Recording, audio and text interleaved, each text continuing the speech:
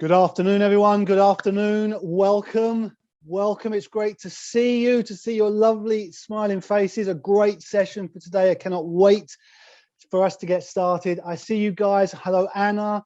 Hello, Ariella. Is that? Hello, Lana. Colin. Great to see you, my friend. Marius, Alex. Who else have we got here? Lily, Marissa, Sanya. I hope I'm saying those names right. It's great to see you guys. Give us a wave. Thank you. If you'd like to just drop in the chat room, let us know where you're dialing in from. I love to know that people are coming in from all over the place. Make yourself comfortable. I am super excited for today's session. As ever, get yourself set. Just settle in. Turn off any distractions. Make sure you've got pen and paper to hand. I would love you just to have everything that you need so you can really focus in on you and your goals. You know, yourself, your self-mastery, your success. It's just way too important to be an afterthought, and it's way too important to have a split focus around it. So I want you to be absolutely dialed in. I see you guys. Hi, everyone. Fantastic. While we're all getting set, I'd just like you to take a moment just to think, what am I working on right now? Okay, and I'd love you to go maybe semi-big picture here and start thinking about the next, let's say, 2 months. We're recording this early November. So let's say the next 2 months to the end of the year. And whenever you listen to this, you can choose whatever time period works for you. But let's think the end of the year. I want to finish strong. I want to finish 2021 on a high. I want to achieve things. I want to make things happen. I want to have my impact and my contribution. I just want it out there in the world. So next 2 months, semi-big picture. What are you working on right now? What are your key projects? What are your major goals? What are the differences that you're wanting to create? And I'd love you just to drop that into the chat role. So just whatever you're comfortable sharing, just put it out there so other people know that, yeah, things are happening. I'm working on stuff and I'm getting a little bit of outside accountability as well. So a couple of things are going in. Let me just fire up the chat role. So a new website, we've got someone working on a new website. Someone's working towards promotion. That's a lovely goal. Systems go live. That takes me back a little bit. Yeah, I'm going live with systems. I used to love that. I used to love a weekend where we're pushing things out. It's great. Setting up a new business. That's amazing. New team leadership role. Stepping into a new company. Amazing. D&I initiative. Loads of great projects. Great. So what are you working on right now? What's your project? And the reason I'm asking this is because, well, twofold. The first is that at this time of year and in the year that we've just had, I know that change fatigue is a thing. Change fatigue is a problem. Change upon change upon change upon change. And I want to keep bringing my thinking right up to the top level and thinking, okay, what are my big pieces here? What are the big projects? What are the major things that I'm trying to move forward? Because anything is peaceful from 1,353 feet, as according to Ferris Bueller. And you know what it's like when you get in the helicopter and you just raise your thinking to the top level. It doesn't matter what noise is going on, the distractions, the changes that are happening. It's just I get into this place where I'm like, I'm really zeroed in, I'm really focused. So that's the first key reason. Second key reason is I want to keep us bringing us back to, like, what are your big three? What are your major goals? What are you trying to make happen here? Because it's so easy to get swept up in the distractions of the days, the weeks, the months, and the years.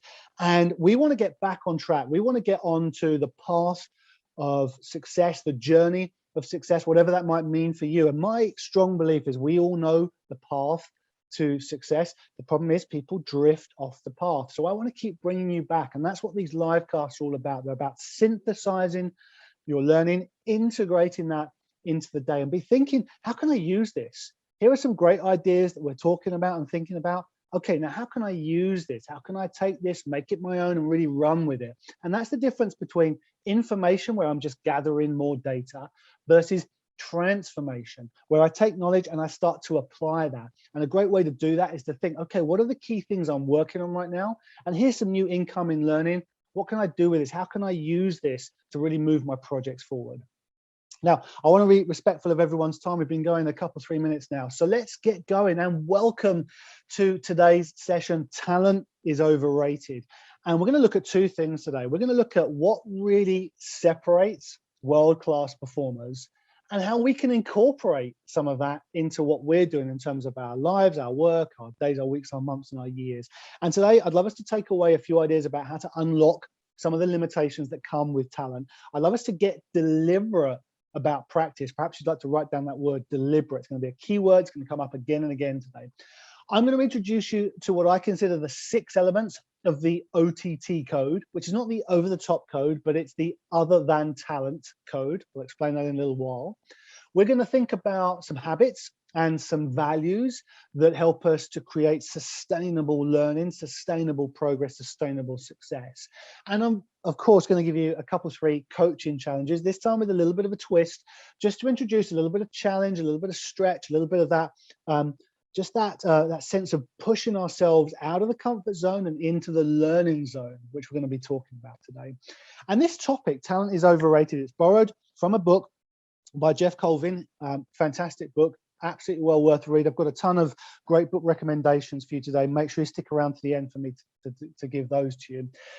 Talent is overrated. This is super important to me, this topic, because, you know, I grew up really focused on music and really focused on sport to different degrees and different levels of success for sure. But those were my 2 favorite areas from ages maybe 5 through to 21, 22, 23. Music and sport, those are the big things for me. And, you know, of course, talent is a key aspect of both those worlds. But I know I never really believed I had talent. And I want to tell you that that was a limitation for me, to say I just haven't got any talent. Because I know, and I only know that now looking back, I really discounted myself from quite a few things. There were a number of areas I didn't go, there were a number of things I didn't try to do, there were a number of things that I just discounted myself from because I just felt I didn't have the talent for that. And maybe if you're hearing me and if this is resonating, drop it into the chat room. I can hear it. Yeah, I can see a couple. Oh yeah.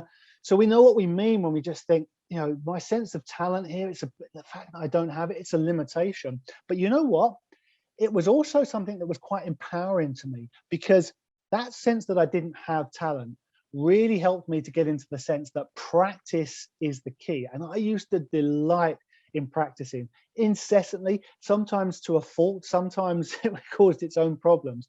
But I used to love to get into practice, and that really helped me in so many areas. And we're going to really uncover a little bit of what I'm talking about there, that sense that how I think and feel about talent and practice can be both limitation and an empowering vehicle to get me to success.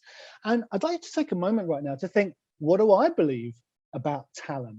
What maybe internal rules have you set for yourself? You've maybe, you know, in the past, back in your childhood or some peak experience or some big moment, made a decision about talent, and you maybe set a bit of an internal rule about that, like I couldn't do that, or I could do that, or you know, I haven't got what that person over there's got. What internal rules have you set? So just take a moment to think about that. Maybe like to jot it down on your pads, your paper, your notebooks. And I'd like you to think about, what has that helped and what has that hindered? You know, how has my sense of talent really helped me? How has my sense of talent maybe hindered me? And I'd love you just to maybe jot a couple of things into the chat roll. And while people are thinking about that, while people are doing that, maybe think about talent as versus IQ. And we'll use that as a broad reference to intelligence. And you know what I'm talking about now. I'm talking about cognitive intelligence, critical thinking, being able to do, basic sort of core curriculum type things as you might do in school. So what do you feel about talent versus IQ? What do you feel about talent versus experience? What do you feel about talent versus practice? And how has that thought about talent maybe hindered you? And yeah, a couple of like, you've either got it or you haven't. And there's they put a little smiley face with that. I'm going to assume that that's a little bit tongue-in-cheek. Yeah, talent, you've either got it or you haven't.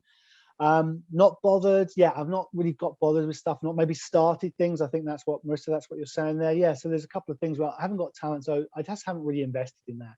Or yeah, thank you, colleague, given up prematurely. So hey, that really hits home with me. Has anybody else had that sense that I was sort of starting to get into something, then thought, well, the talent isn't there, it's not coming easy enough to me, I'm just going to leave it and move on to something else?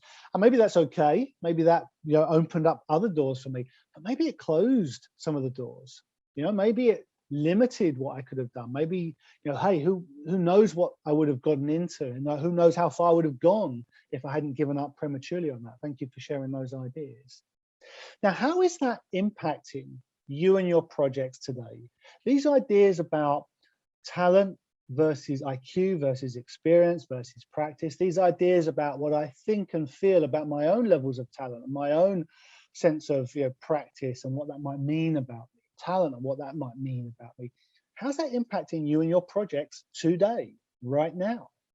We've just talked, we had new websites, there were promotions, systems going live. Somebody said they had a D&I initiative that they're kicking off. So there's got all these great projects that are happening.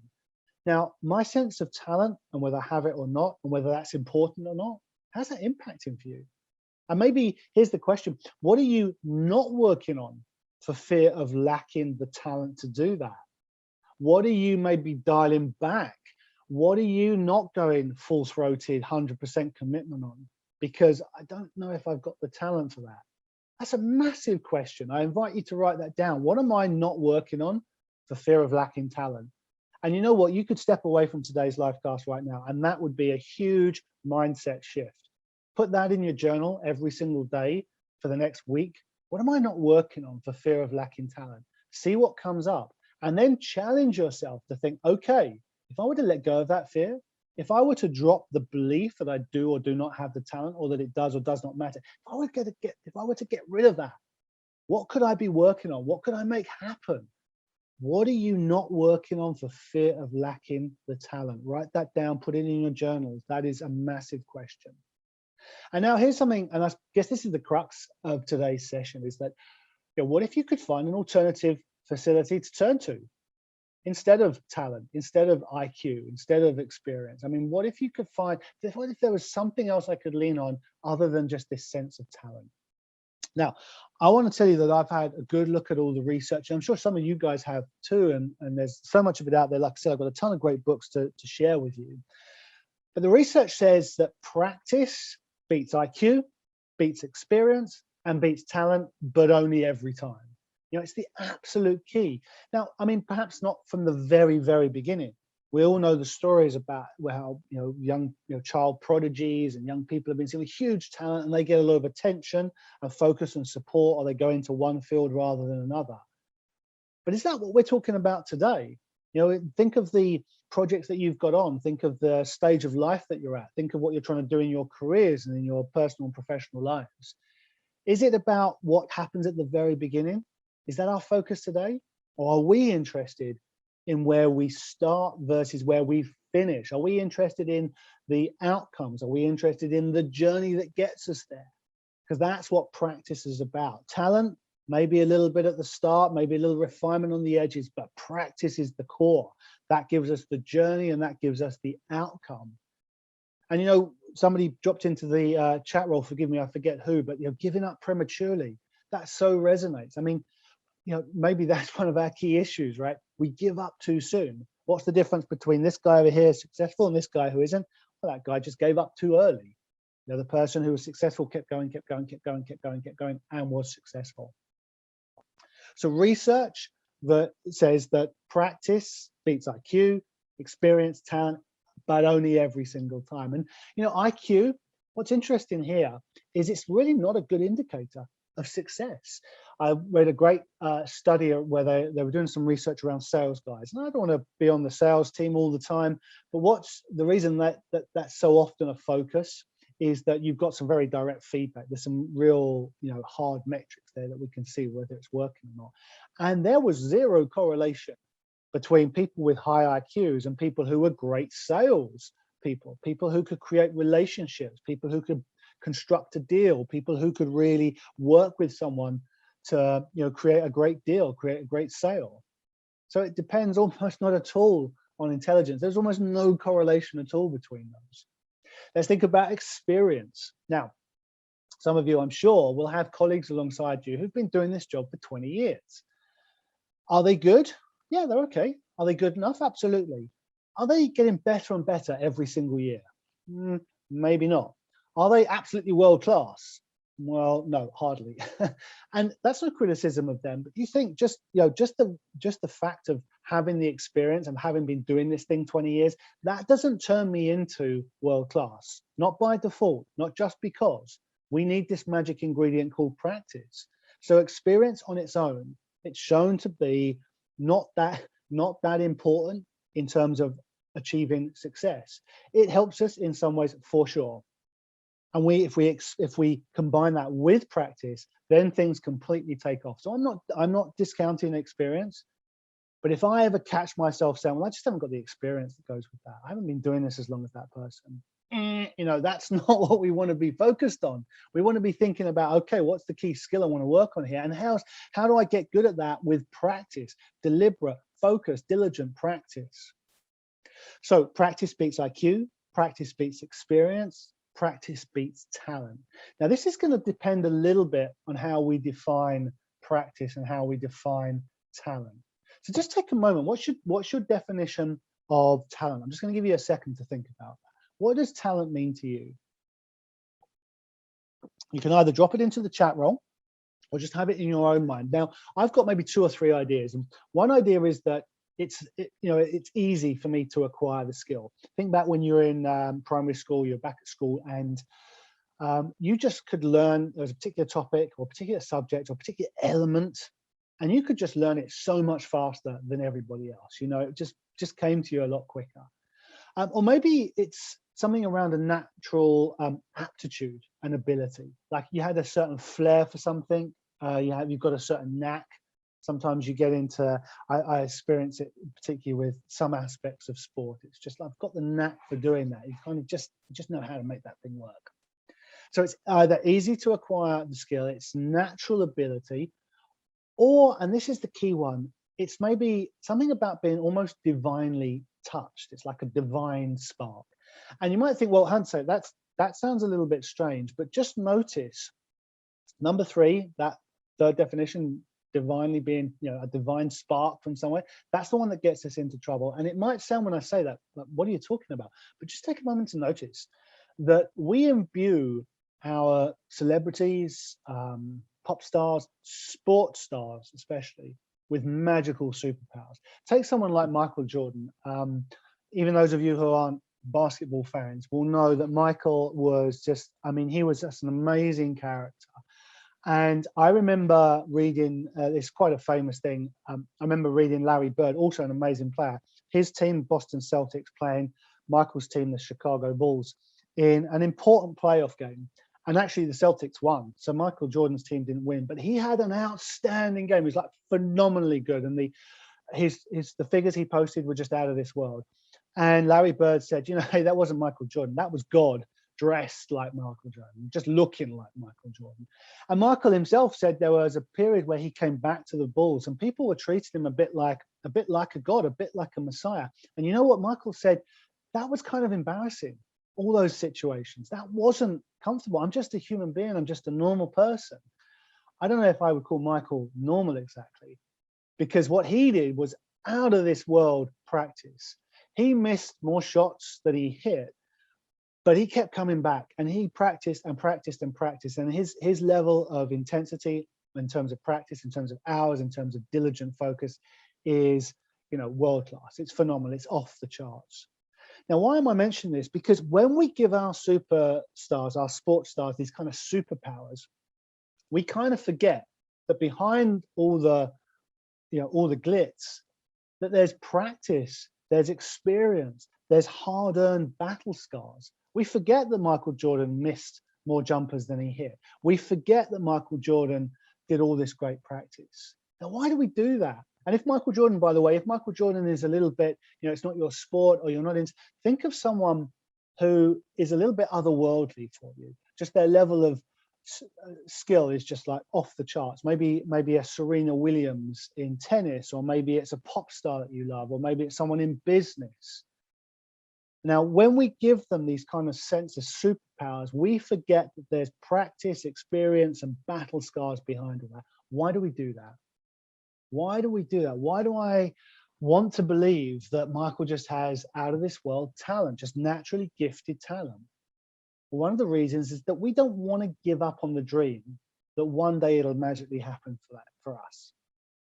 Yeah? We don't want to give up on that dream. We want to believe that, you know, one day we'll get hit by the talent lightning bolt and things will just magically happen with no work. Am I right? Just take a moment to think, okay, that's uncomfortably close to the truth, maybe.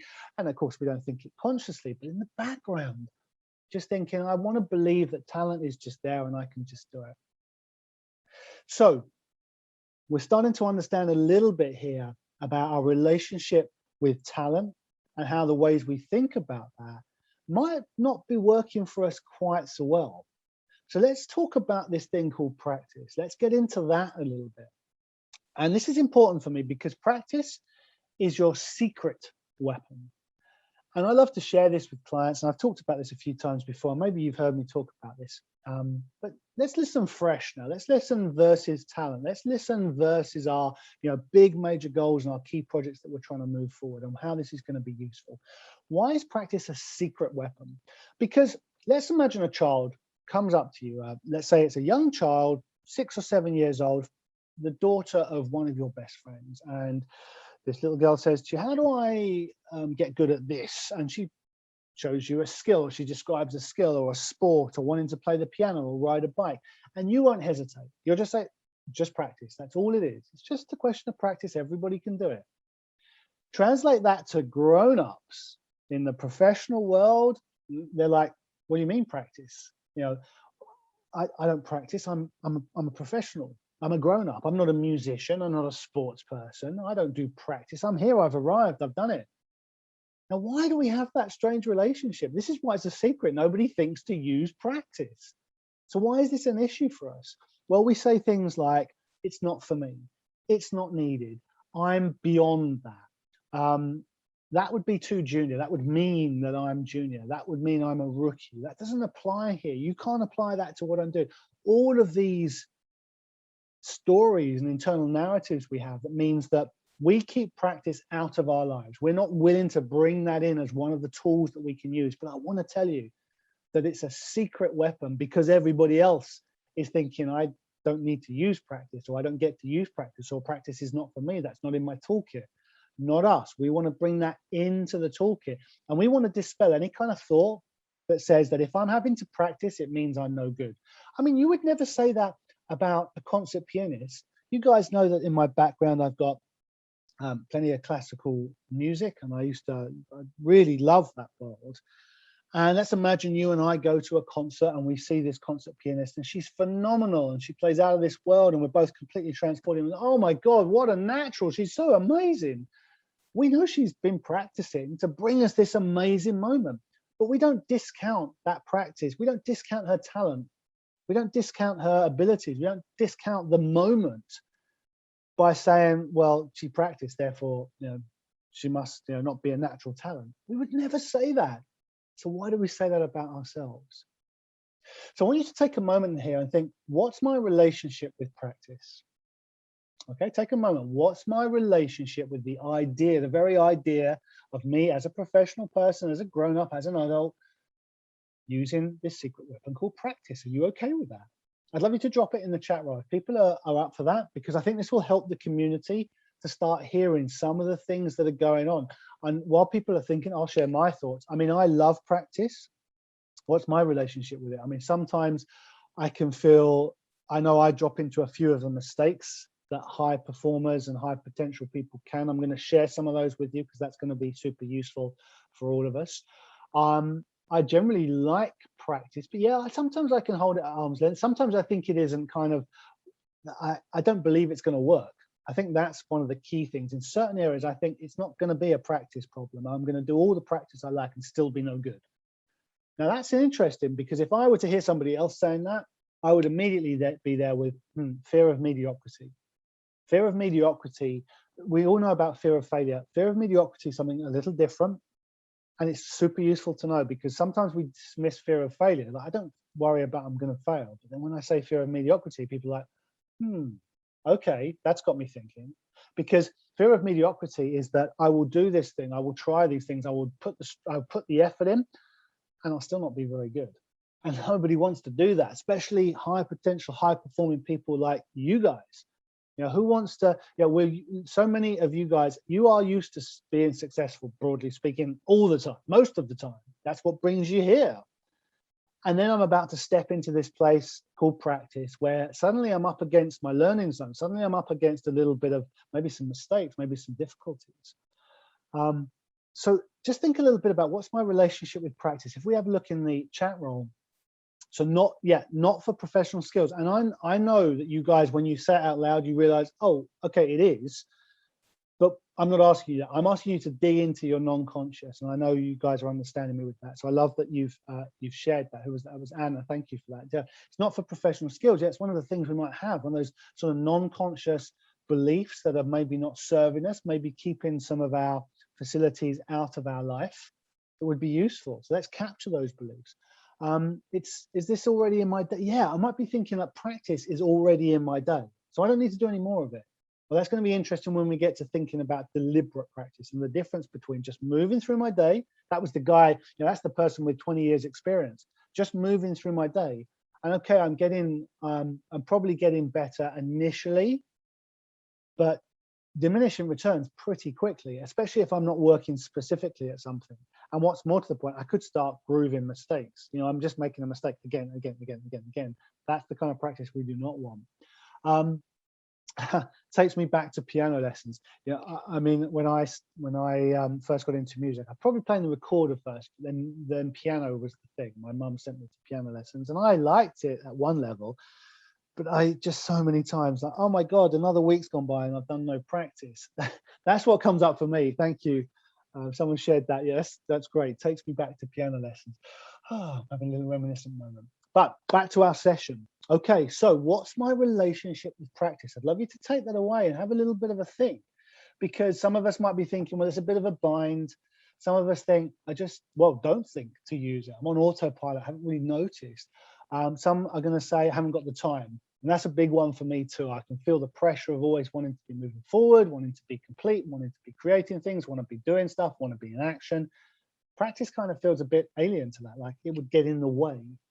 So take a few moments after today's session. I'd love you just to jot that phrase down. What's my relationship with practice? And take a few moments after our session just to dig into that a little bit and get to a place where you really love practice.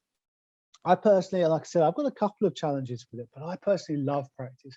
When I was maybe 13, 14 years old, I was in the Royal Albert Hall in London, and I was in a choir that everyone could be in. There was for the whole borough that we were in. And there was an orchestra playing, and I made a decision in that moment. And I remember just standing on people filtering out. It's quite late. I'd forgotten something. I had to go back, and I was looking down at people getting ready, just disassembling everything from the orchestra. And I made a decision. I am going to be in that orchestra. And I then went through straight away, I did some practice. I got into the music school. I started at the bottom, started to work my way up. Now let's fast forward to 16, maybe 17 years old, and I'm okay. And there's wind band, and there's orchestras, and there's all these different levels. And I think everybody is pretty much expecting me to go maybe into wind band 1 and be okay. And now I'm getting to I'm one of the oldest kids. I'm going to be turning 17, 18. It's the end of school. And I'll be the top wind band, but I won't be in top orchestra. And I went insane with practice. And so I was a clarinetist. I just went crazy, and not particularly, I forget what the actual driver was, but I just loved it, and I was getting so good. And I was really surprising myself, and the motivation, the ignition, do you know what I mean when I say ignition? The spark to keep me going, getting into every little detail, wanting to uncover every little mistake, wanting to get better and better and better and better. And practice itself became a real joy for me. And I remember my audition. At the end of the year, you would have auditions. And there were these two woodwind teachers. One of them was my teacher. And they asked me to do some scales, normal audition stuff. And I played a couple of pieces, and I blew them away. And I knew it. When you can see someone, they're both of them like, who is this person? Where's Dan? And what have you done with him? This is insane. This is not what we were expecting at all. And I was quite cheeky, because at the end I stopped, and I knew that I had blown them away. And I said, was that okay? And I tried to say it with as much humility as I could muster. And they were like, yeah, it's okay. And for the next 2 weeks after, before they'd actually release the audition results, because they put them up on the board and they say, here's all the people who are in Orchestra 1 and all the different wind bands and stuff. And for the 2 weeks between the auditions and those results coming out, I'd be walking around the corridors at music school, and teachers who kind of knew me, and they probably knew me as a bit of a lad and a bit of a geezer and one of the cool kids and kind of into music, but not really. They were all giving me these knowing looks. Ah, Dan, okay. And I knew the word was getting around that Dan had gone from here, as this is the expectation, to here. So my relationship with practice is very, very strong, as you can hear, when I live into this moment. And I want to tell you, why am I sharing this with you? I mean, I was going to say not to be braggadocious. I guess there is a little bit of that there. Put my hand up for that. But I know you've all got that story and it's equivalent. You've got a story like that. Dig into your past, look through your CV, look through your curriculum, your history, look through your career history, look through the things that you've done, the things that you've learned, the journey that you've been on in life. There will be a story, at least one and probably a half dozen, just like that. I made a decision, I got into practice, I made this thing happen. You have all got that. Everybody has got that story. And in this moment, I'm living into that moment. That's a peak experience for me. Different bits and pieces of it. I can remember certain characters, certain events, and it's filling me up with energy, and it just changes my relationship with the idea of practice. I'd love you to take that away from today's session as a tool that you can use to identify a peak experience, and then where practice was a key element, and just use that to dial in this idea of practice is my secret weapon. So think of a time that you decided to make something happen, like kids do, like this is happening, you can take this to the bank, that is you can bet the house on it, this is happening. And B, you practiced and made it happen. What were your thoughts? What do you notice about the way that you were doing thinking, the way that you approached practice, your commitment level? What do you notice about that? Okay, drop it into the chat roll, share your peak experiences, let people know what was really happening for you, because there's going to be a part of you that hears that. And I can see some people dropping in there. Have a look in the chat roll, see what people's peak experiences are. Think of your own. And I just want to give you, well, I'll come to that in a moment. I had a thought that I won't forget it. So let's just finish off with this. What thoughts would you need to shift today to redefine your relationship with practice so you're back in that peak experience place? Let's take Dan as an example. When he was 13, 14, he made a decision to be in this orchestra. By 17, he was in it and he blew everybody away. There was a journey he went through. The end of that was so much practice. He was just loving it. Now, that same person, that guy, Dan, we want to grab that same thinking. And here's Dan. What does he need to shift to redefine his relationship with practice right now? Because I know what my feelings, my relationship was with practice. And it's interesting. My clarinet's right over there. It was, I mean, it's 25 years old and it was not working. It's just come back from the workshop. They've fixed it up for me. I'm a little bit nervous to start to get it out and see what I can do. What would I need to do to shift to, in my mind, to redefine my relationship? So the kind of relationship I have with that peak experience, I can have with anything that I want to do. Those projects we talked about, a D&I initiative, starting up a new business, learning to speak to big groups of people, stepping into a new team leadership role. What were some of the other ones? There was a new website, winning promotion. All of these professional skills, all of these things that will really move me forward, these key projects. How can I redefine my relationship with practice to make this stuff happen? And what will be your new commitment to practice from this moment on? Drop that into the chat. Give me some scores, okay? Scale of 1 to 10, 10 being full-throated commitment. Absolutely, you can take this to the bank. 1 being, if I get around to it. What's your new commitment level to practice? Come on, put it in the chat roll, people. Let the community know. 8s, 9s, 10. Woo! Love it. Quick segue. I said I wouldn't forget commitment. one of the things I want you to notice is that commitment is a decision. Like, this is happening. This has happened. It's almost like it's already happened. It's done. And nothing gets in your way. And I want you to think of a moment where let's say you've got a flight booked, okay, and you're in the office, but you have to go catch your flight. And as you're going out the door, people are, can I just grab you for a minute? No, flight, right? I am absolutely zero focused on that. That's commitment. Think about, let's imagine I book a flight for me and the family, and we're going to go on a holiday. And somebody says to me, so what are you doing this holiday? And I said, that's great. We've got some time, but we're going skiing. It's going to be absolutely amazing.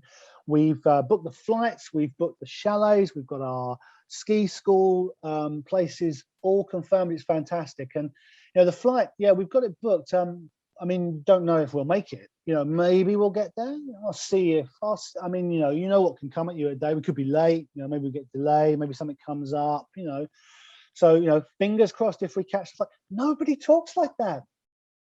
I've booked the flight. Yeah, sorry, it won't be able to make that New Year's gathering. We're going to be in Switzerland skiing. I will be in Switzerland. Listen to that language. It's in the future. How do I know? Because it's commitment. Now, everybody has that level of commitment. Everyone has that committed place inside them, and they put things in there like flights.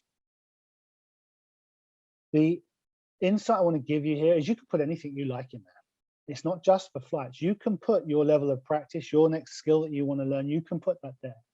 And I want to let you know that 100% commitment is easier than anything other than 100%, with the exception of 0%, which is really just 100% commitment to something else. 100% commitment is easier. Write that down if you care to. I haven't got my insight cards today. That would have been a good one for a screenshot.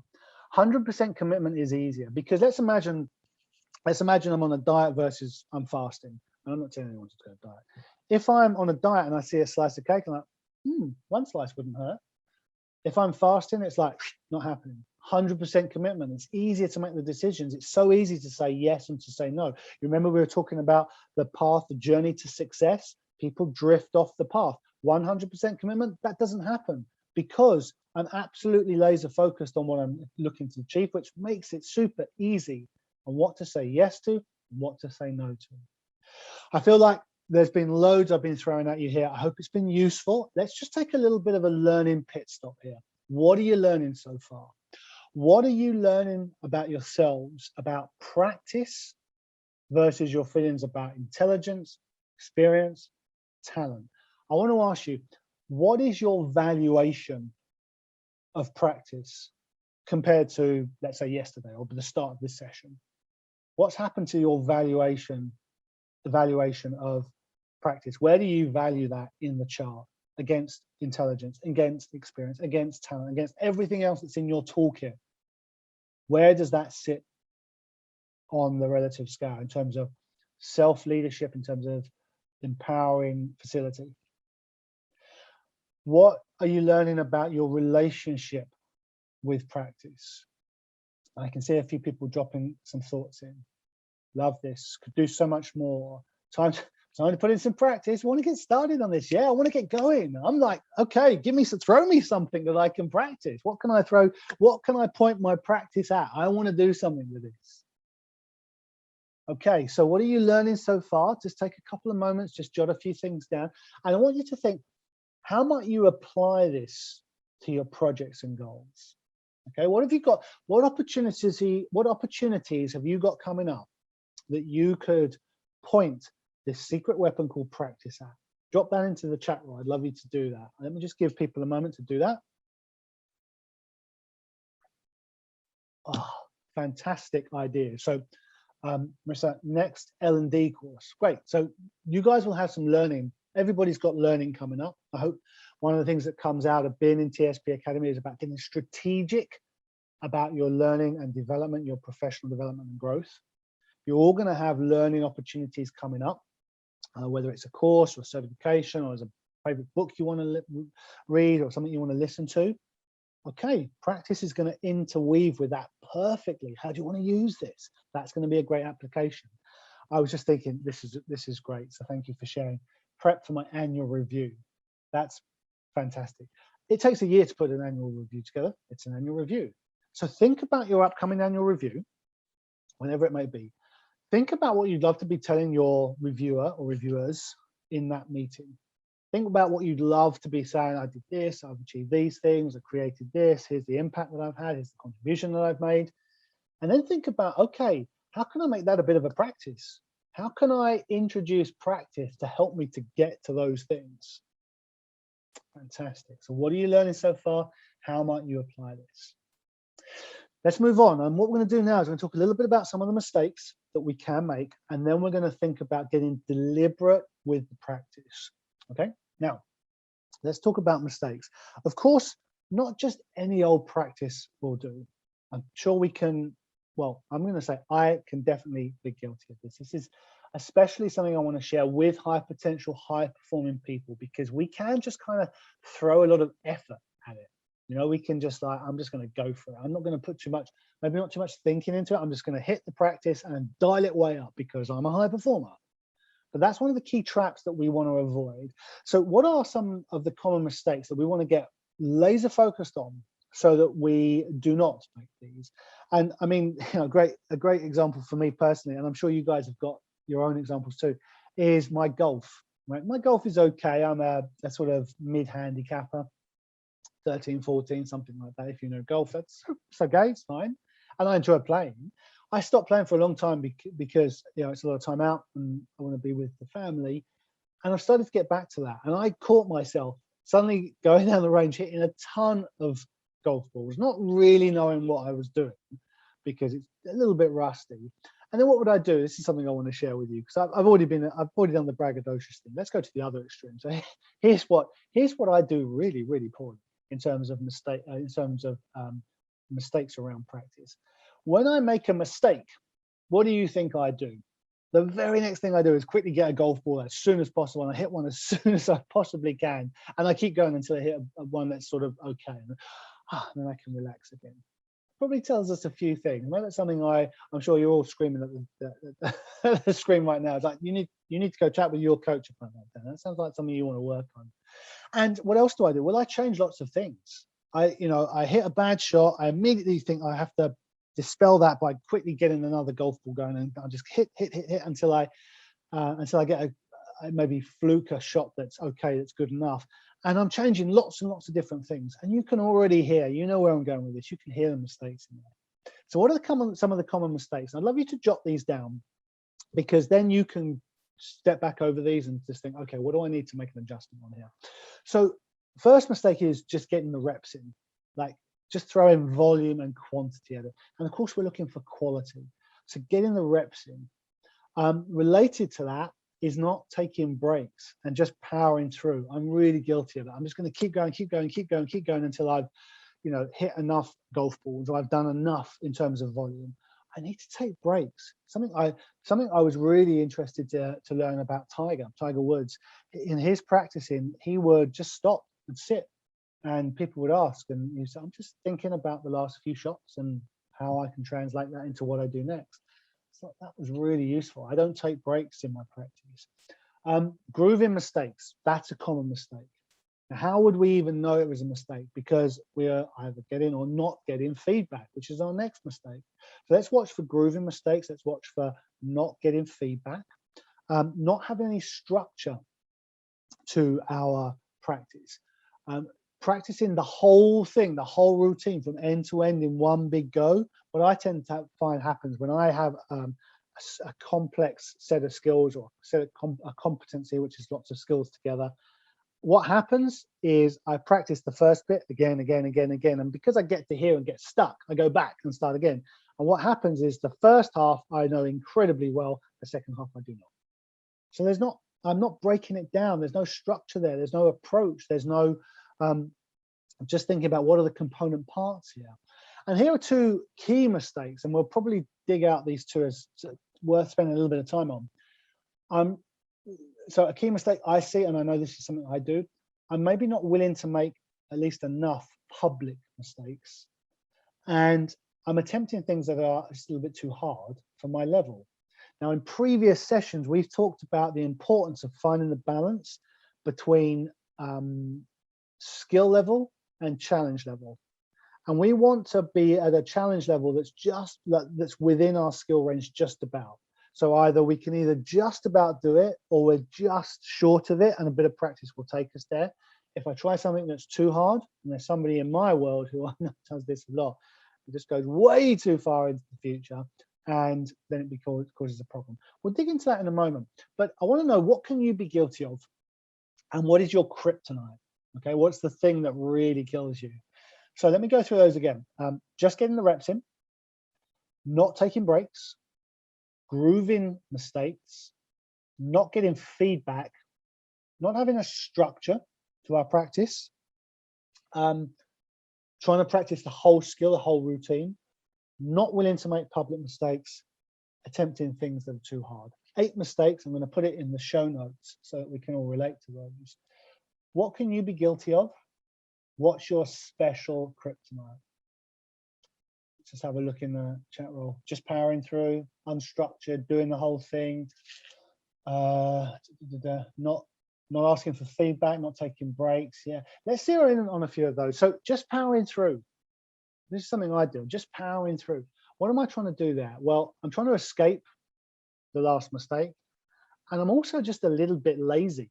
I'm kind of just, I want to go away from my practice saying I hit 100 golf balls, but is that important? Do I really want to be saying I hit 100 bad shots? Great, tick, well done. What I want quality in there. So I want to watch when I'm just powering through. Maybe my antidote to that is to think quality. Unstructured approaches and doing the whole thing. Great insight. So thank you for sharing that. The people who've put that up there, I appreciate the awareness, the self-awareness, and the courage to share that. I want to share with you a distinction called get through versus get into. So maybe jot that down. Get through versus get into. Get through is I'm just trying to get through this thing. Get into is I'm going to go deep on that. And I love to share this with my kids. Back in the day when I used to help them with their homework, they just wanted to get through it. And I can appreciate that. And I'm sure I was very, very much the same. But what I've come to learn now is that if I get into the thing that I'm trying to get through, I get through it a lot faster. I really love it. I start to really enjoy it. I get good at it. I want to do more of it. I do it faster. So whenever I catch myself trying to get through something, I think, okay, how can I get into this? I remember sharing this with a client once. It was a real revelation for her. She was stepping up into a new role, new leadership role. One of my questions was around like, okay, what key areas are you going to need to add? What are you getting into that? What are you, having to focus on that maybe you weren't in your previous role? And she said, well, the key thing, sales and the figures. And I don't like selling, so I just need to get through it. And I don't like the numbers, and I just want to get through it. And we worked on both of those. Let's just pick one as an example. I said, so tell me a little bit about the figures. What are you doing there? And because she's powering through, she's never really understanding what's going on. She's kind of doing everything at a surface level. It's all, I just want to get through it as quickly as possible because it feels a little bit painful. But of course, just getting through it exacerbates that situation. It keeps me in this space of feeling a little bit like I don't quite know what I'm doing. I'm a little bit out of my depth here because she was never doing the work that would help her to get into it. And I said, what would happen if you got into it? What would happen if you got into numbers to the extent that the people at your level, you knew the numbers better than anybody else? What would happen if you got into it? And that was a real revelation for her. And within a few weeks, she was, she was number one person for knowing where the business was, what was happening, what was coming in, what was going out, where the pinch points were, where the opportunities were. It was such a useful skill for her. And I remember in my previous career as a consultant, I remember one time somebody asking us to look at this old creaking system, and nobody wanted to ever get into it. And I went into a couple, 3 meetings, and I was doing the get through thing. I just skirting the issues, knowing a little bit about what's happening and playing these figures back. And of course, when I got questions, I couldn't ask them because I didn't have first principles. I didn't really understand. And I just, I'm never doing a meeting like that again. And I just decided I'm going to spend Friday, Saturday, Sunday, and throughout the weekend, I did nothing but dig into this database and get to know everything. And on Monday morning, I was an expert. And nobody else in the company had this knowledge because nobody else wanted to take the time to get into it. I got into it, I could answer every question. I became the key guy on that project. So get through versus get into. A bit of a segue there, but I hope that will have been useful for you. Anytime I find I'm just coming at the whole thing, I'm just trying to get through this. Okay, how can I get into this? Not taking breaks. What's going on there? More is better. Let's shift that. Quality is what we're looking for. That's a bit of a theme that's coming up. And not getting feedback. Now, why don't we get feedback? Because feedback is a status threat. There's an uncertainty there. I don't know what's coming. The feedback you give me could really impact my status and where I necessarily am in the pecking order. But I think what really happens where we don't want to get feedback is we're worried about what we will make that mean about us. Let's say I'm learning to become a public speaker and I ask a friend to give me some feedback, or maybe I don't ask a friend. What's really going on there? I don't want to know what I'm not good at, because if they tell me, I will use that as ammunition internally in my internal narrative to make that mean something about me. Who the hell am I? What am I doing? I could never do this. And all those fears start to come up. So what's the learning here? Feedback. What am I prepared to make that mean? What am I prepared to do? What am I willing to do so that it doesn't mean anything about me? What would I need to shift internally to have feedback just be data, just be information? I get to choose whether it means anything, and it doesn't, but I get to use it. And if I rob myself of that, if I don't get feedback, I don't get that internal feedback loop going that really moves my skill forward. I want to pick out two more mistakes here. The first is I'm not really prepared to make mistakes, to have that thought. What's your relationship with mistake making? What would making a mistake mean about you? If I made mistakes, that would mean da, da, da, da. And here's my challenge for you. Are you willing to make mistakes? Think of your major projects, your key goals that we started talking about at the beginning of this session. Think about the kind of skills that you'd love to add and the practice that you could use to move you forward. Next thing is, are you willing to make mistakes in those areas? Because if you are, happy days, things are going to move forward for us. Things are going to move forward for you. You're going to just take off because you'll be willing to step into that zone. And I keep talking about this zone. I want you to do me a favor. Draw for me 3 concentric circles, okay? Circle, in a circle, in a circle, okay? I'll do the same here. 3 circles, okay? Can you see that? Yeah. Now, circle, the middle circle, that's your comfort zone. You guys all know what I mean about comfort zone. And even when you're absolutely performing, even when you're absolutely excellent, something that you've got talent, natural aptitude, a knack for, something that you've been practicing that's just taking your skill way up, still in the comfort zone. Now, the circle just outside that is called the learning zone. Okay, this, what can I do here? I'm going to do a little bit of color. Don't try this at home, kids. I'm a professional. I can just use different tools whenever I need to. Okay, so this green circle, that's your learning zone, just outside the comfort zone. That's why I love our coaching challenges inside TSB Academy. That's why I love to offer challenge and stretch. I just want to push myself a little bit beyond my comfort zone because that's where the learning is. But here's the problem. If we push too hard, too fast, too soon, we end up in this outside circle. Once again, don't try this at home, kids. Advanced stuff. Now I'm in the, well, what should we call it? The panic zone.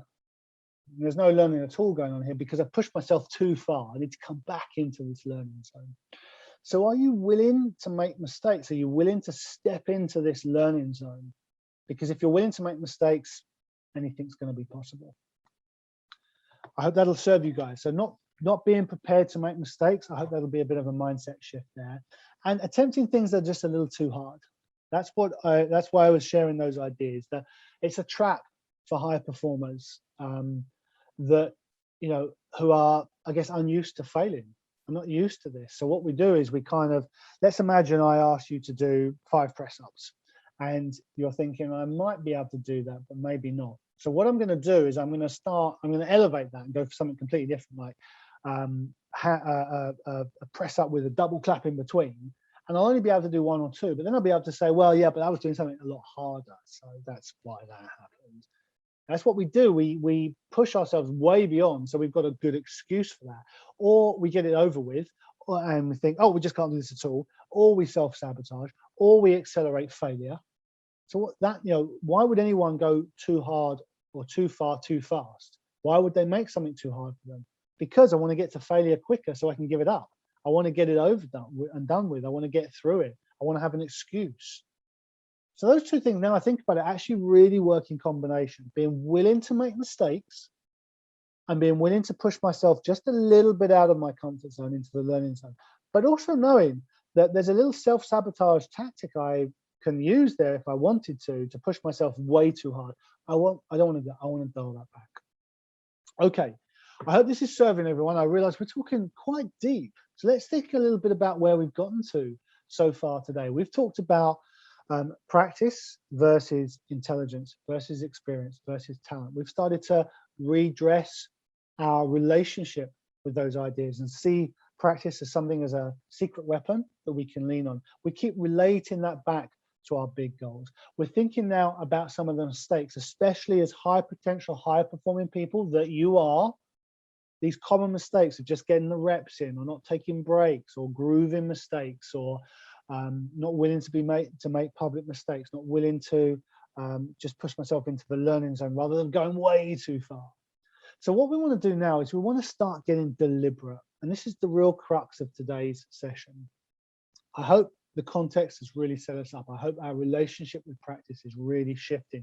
Now I've got this great relationship with practice, this secret weapon that I can use. Of course, not just any old practice will do. We need to get deliberate. And I love that word, deliberate. And it's one that I've borrowed from Jeff Colvin. Deliberate practice in talent is overrated. And I want to give us 5 key ingredients here for making our practice deliberate. So I'd love you to jot these down. So I'll give you the set and then we'll go into each one in turn. So the first ingredient is designed for performance. I'd love you to jot that down, designed for performance. Okay, second ingredient, frictionless and repeatable. Okay, frictionless and repeatable. Ingredient number 3, focused concentration. Jot that down. Focused concentration. Idea number 4, timely feedback. Okay, and we'll say quality feedback. Everything coming back into us could be feedback. Not all of it is great quality. Timely feedback. And number 5, magic ingredient. This one, positive emotion. Okay, positive emotion. So design for performance, frictionless and repeatable, focused concentration, timely feedback, positive emotion. Now, let's just break down each one and then think about how we can apply this. So design for performance. What we want to do is, and you know what, let's not do this out of context. Choose a skill. This is what I'd like you to do. I'd like you to choose a skill. Think of the projects you've got on right now. Building businesses, stepping into a new role, leadership, new leadership role, putting a system live, running a project, going for promotion, whatever it might be. Have your major project in mind. Choose a skill that you know if you took it up to the next level, the level of excellence, the level of mastery, the level of artistry. I love that idea. Take any skill, what you might be considering mundane skill, take it to the level of artistry, and it's something completely different. I don't know if you've ever had that experience of going to like a circus type show, or seeing a bit of artwork or sculptures, or magic. That's another great example where people just blow your mind with something that was quite basic, and they've just done something with it so artistic. You're just like, oh, that's just blown my mind. So think of this major project. Think of a skill that will help you. Okay, so if we take one of the examples, let's say putting a system live, right? So you've got some project you're running, and a key skill would be crisp, clear, succinct communication, powerful communication. Let's say that's the skill. What I'd love you to do is design for performance, break down that skill and think about working not just on what you're good at, but what needs work. Okay, I'm a big proponent of looking at strengths versus weaknesses. And weaknesses, more often than not, they look like opportunities to me. Sometimes we see something as a disadvantage is actually an advantage.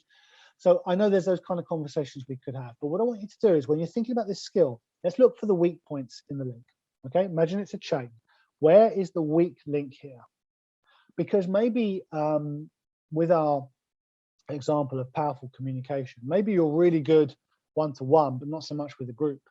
So you might use that to think, okay, there's a chink in the armor there. What is it? Okay, it's talking to large groups. Is it what's happening? Can you get a bit more specific? Okay, I'm losing the audience a little bit, or I haven't got as much engagement, or I get really nervous. So we really break it down and think, where are the weak points? And then we want to design to increase that performance. So what I'd love you to do is think about, imagine that you've got a coach working for you, designing your practice. Okay, whatever your skill that you're focused on. Imagine there was a coach sat beside you, like a sports coach, and they would design for you a practice for you to get better at this. That will give you the design for performance ingredient.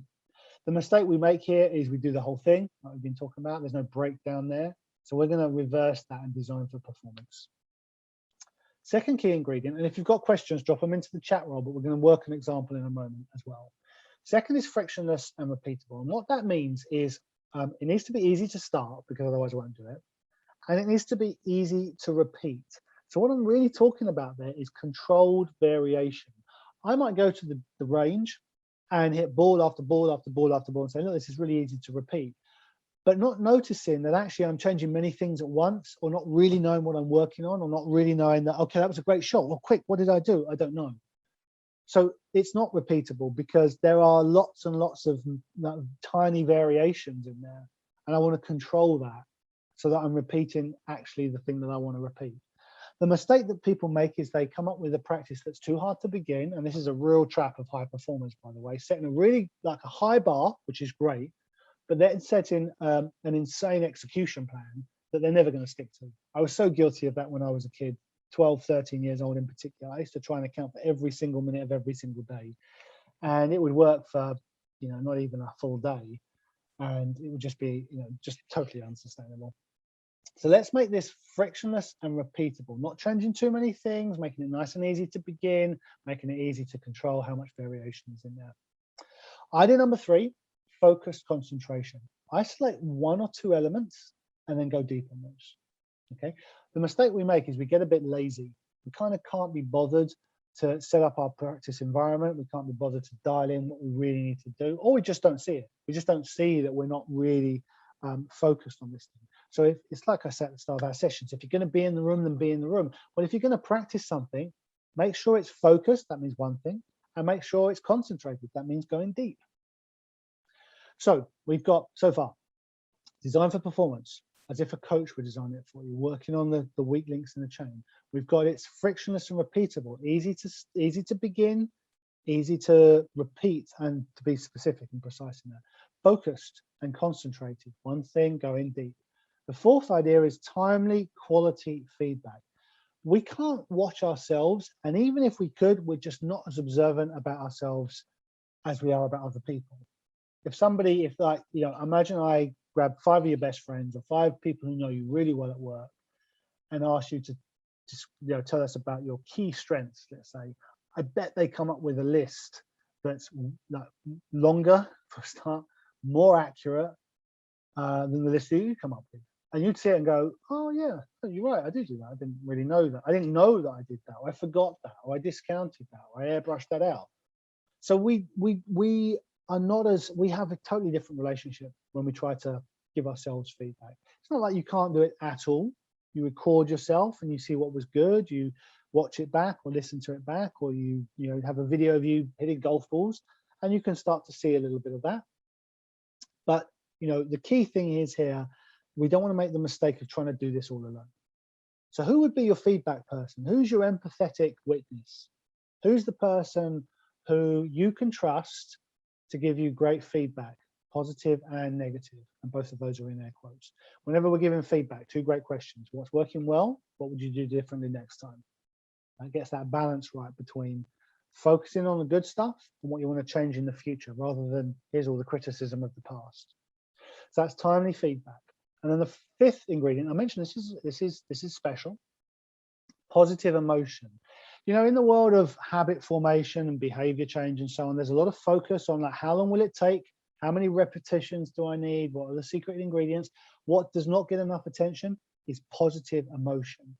The human system doesn't repeatedly do anything, doesn't serve it in some way. And when this human system notices something serving it in some way, there are dopamine releases, for example. The feel-good factor to say, put attention on this and do more of it. We want that internal reward, that neurobiological reward system serving us. So put attention on what's going well. Catch people doing things right. Measure the incremental gains, not the gap. I'm trying to get, like, I'm a 4 right now. I'm trying to get to 10. I look at my practice, it's a 6. Well, I'm still a 4. I'm still 4 short of my target. No, I've just incremented 2 on where I was yesterday. That's what I'm working with. So give attention to what's going well. You know, my kids used to do judo, and the teacher, she was a fairly formidable person anyway. So there wasn't a lot of mucking about. But when there was, and she would ask people to sit down, rather than criticizing the kids who were running around, i.e. behavior that we didn't want, she would praise the kids who were already sitting down. She would say, Daniel, thank you for sitting down. Yeah. Oliver, thank you for sitting down. Jake, thank you for sitting down. That's great. Jane, thank you so much for sitting. And the kids who were running around would start to notice. They would be like, I want a bit of that good praise. I want to be doing that too. And they would come and sit down. It was genius. And like I said, she was quite a formidable person anyway, and a judo instructor, and you know, insanely good. So there's probably a bit of that in there. But I love that turnaround. That was such a mindset shift for me. Catch people doing things right. That's so useful. And I knew that from previous, you know, in my previous career as a middle manager, as a leader. But it was great to see, and it was such a great reminder. So positive emotions, and maybe just a little challenge for you right now. How much positive reinforcement have you got in your day right now? Give me drop it in the chat. Well, let's do it as a percentage. Okay, 100% is like, wow, all day long, positive reinforcement, positive reinforcement, positive reinforcement. 0, no. Criticism, blame, nobody's noticing me, I'm not getting recognized, I'm not being heard. What would your percentage be? You don't have to put it into the chat roll, it's just for you. How much positive reinforcement is there in your day? That's a great idea to take away. Let me give you another question here. How much positive reinforcement is there in the days of the people around you? Your children, your partner, your team, your colleagues, your clients, your customers. How much positive reinforcement do they get? And what could you do to help with that? Let me think. Little challenge for you to take away. Let's dial up the positive reinforcement for the people around us. Start noticing those things. Start showing appreciation, because what we appreciate appreciates. A few weeks ago, I wrote an article called that. What we appreciate appreciates. It's not just that I appreciate that, like, I feel good and I'm pleased that you did that. I want that thing to appreciate. I want it to grow. I want it to develop. So how much positive reinforcement is there in the days of the people around you? What might you do to help with that? Okay, let's get back on track. 5 key ingredients to deliberate practice: design for performance, frictionless and repeatable, focus, concentration, timely feedback, positive emotions. And let's step through a design activity right now. And I was going to ask someone to offer an example skill, but actually at the start of today's session, let's just go a new team leadership role. So let's imagine that our next goal, our next major project, is new team leadership role. And I think, okay, what's a key skill that if I took it to the level of mastery would really help me in this new role that I've got? So the skill broadly is going to be team leadership. Maybe we can dial it in a little bit more, and it's going to be called developing a high performance team climate. That's what I'm working on. That's quite broad actually, but let's work with that for now, and just as an example, and then you can dial it in, down, you can go deeper. So I want to create this high performance team environment. Let me just make a note of that.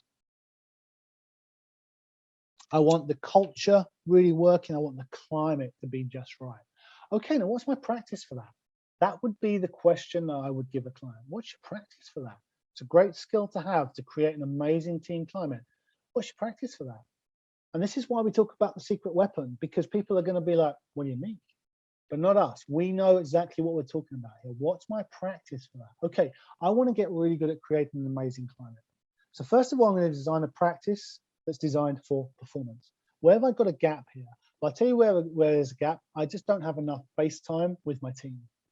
I know I'm missing that skill of just dialing in to people for 5 minutes, giving them a little bit of love, a little bit of encouragement, a little bit of focus. And absolutely, I mean, I'm not just saying just 5 minutes. I'm not saying skirt over the top of things. I'm saying I'm going to be really present for them in that moment. So I break that down. That's a key element that I want. I want to work on that. I want to have that. I want to have a practice for that. And maybe I have reminders in my calendar. Maybe I have something set up every week to help me to do that. I want this thing to be frictionless and repeatable. Easy to do, easy to start, easy to repeat.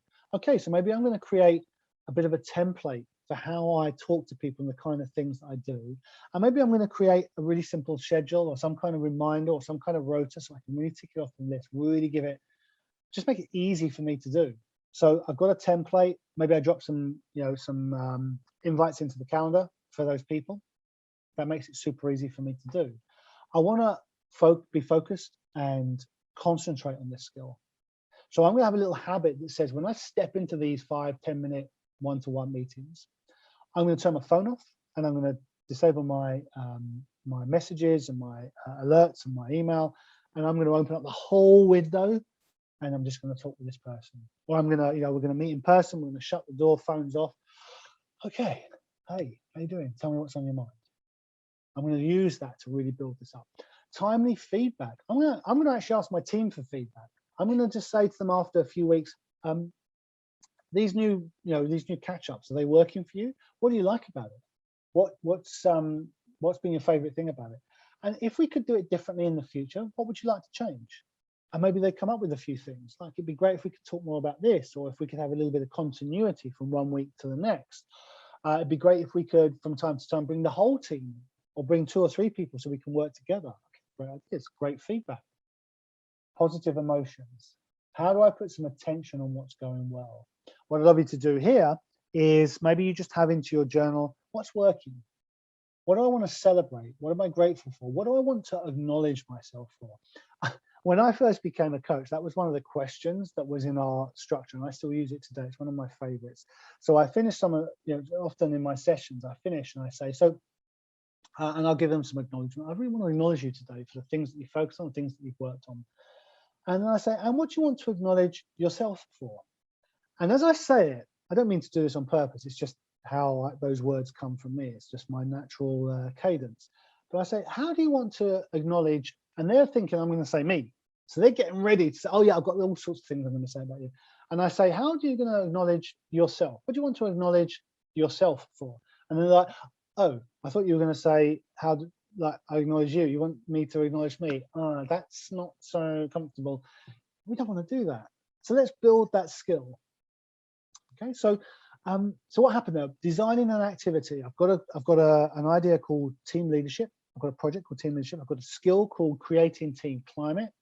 So what I've done is I've come up with something, a practice that means that I'm working on the things I'm not so good at, means that I can do it again and again without too much hassle, be really focused on it, get feedback on it and make adjustments, and really acknowledge myself and maybe celebrate the wins that I'm having. And one of the tips I want to give you here, alongside all of that, is call it a practice. People have a meditation practice. When there's a certain level of, I guess, focus and not seriousness exactly, but almost like professionalism about it, it becomes a practice.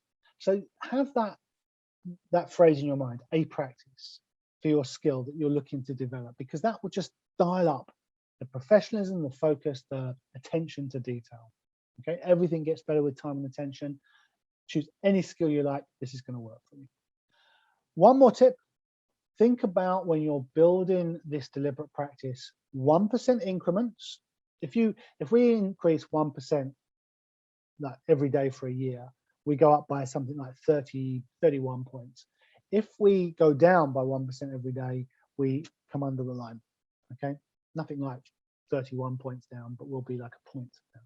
So it's diminish in returns significantly. But when we find 1% improvements, we really take off. So let's not discount just getting a little bit better every single day.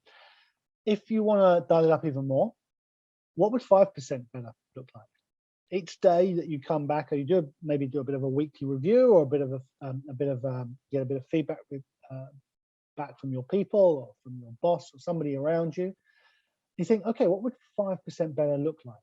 If I were 5% better on this particular skill, this particular project, this particular day versus yesterday, I would ... and just finish that sentence. If I were 5% better, this is what I would do. Or indeed, if I brought 5% more consciousness to this.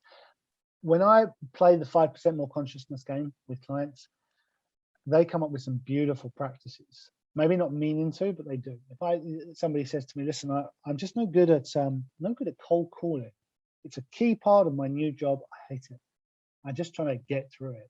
So I'll talk to them about getting into it. But I'll also say, okay, what if you brought 5% more consciousness to this? And they'll say, yeah, but I don't like it. I know you don't like it. But let's just put that to one side for a moment. If you're willing to play a game, and let's think, what would you do if you brought 5% more consciousness to this? And they come up with things like, well, I would rehearse before I get on there. I would prepare the list. I would get all the details in place. I would learn the key skills.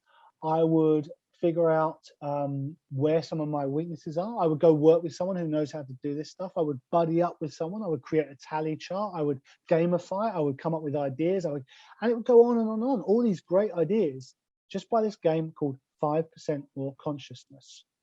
One more thought I want to share with you. James Clear. So I've got a bunch of books I want to share with you here, but one of them is Atomic Habits, James Clear. It's a fantastic book. I'm sure many of you will know it. It's brilliant on any level of behavior change.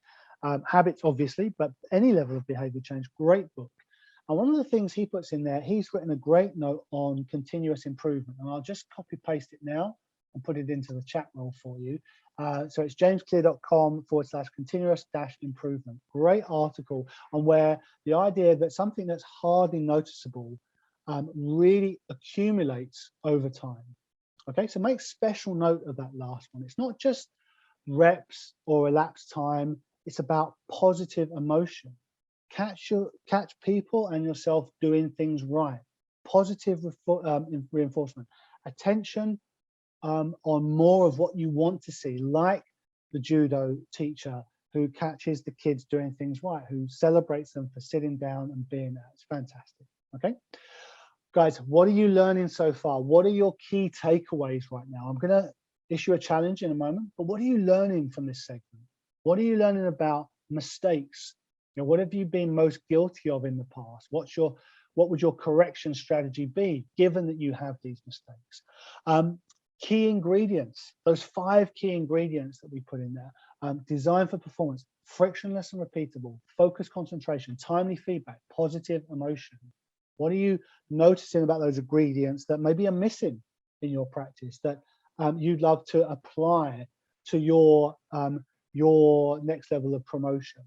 What are you learning about having a practice? It's a great tip. I'm going to have a practice that I can really focus on.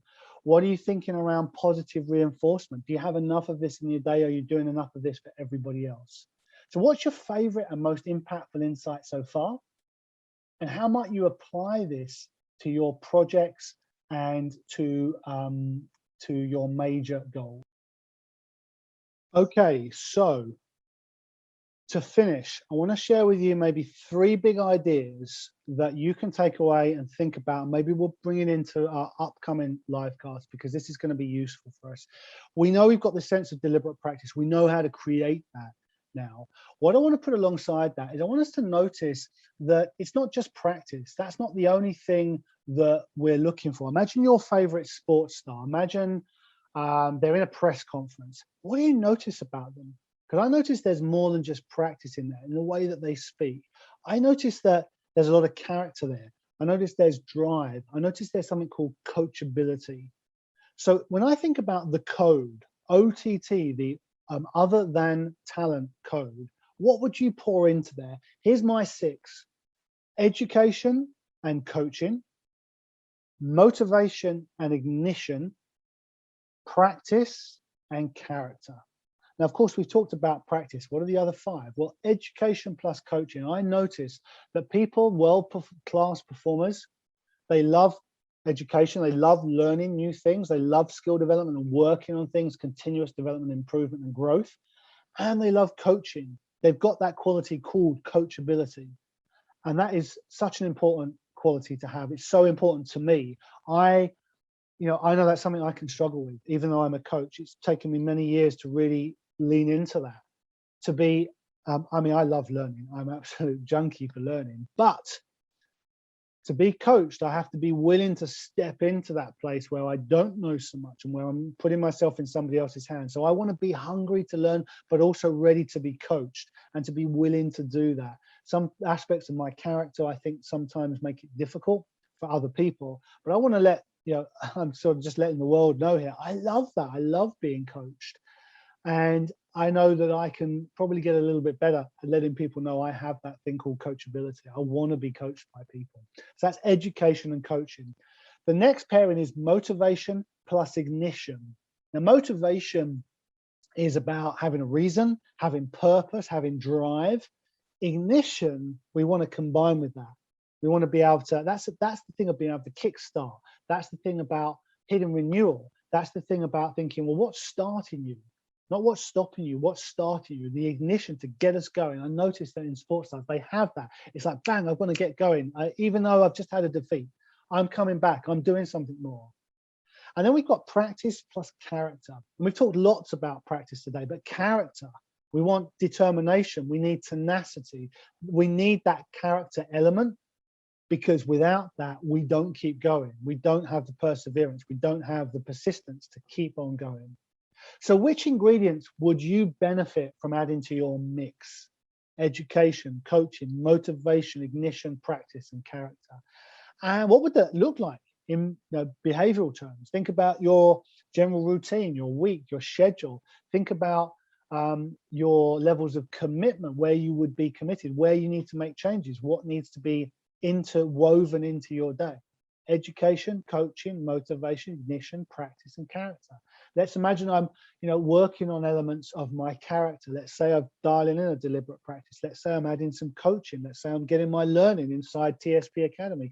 Let's say, my motivation, I'm clear on my purpose, and I've got an ignition there, something to keep starting me again and again.